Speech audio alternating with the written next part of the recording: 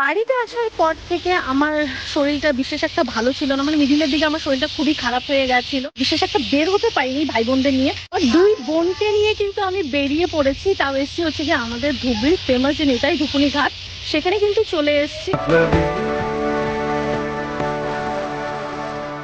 দেখো কত সুন্দর লাগছে, তো আমরা এখন ওই দিক দিয়ে একটু হাঁটবো, এই পার দিয়ে একটু হাঁটবো আমরা।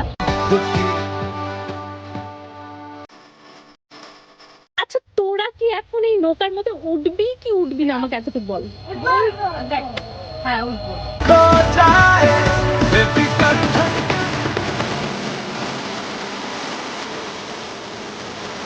নৌকাটা বাধাই আছে পারে, বলবি এই সময় একটু হাত দেওয়ার বলো।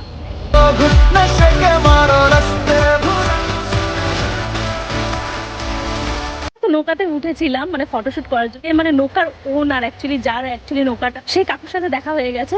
এই যে সেই হচ্ছে গিয়ে কাকু, কাকু একটু হাই করে দাও, হাই করো, হাই।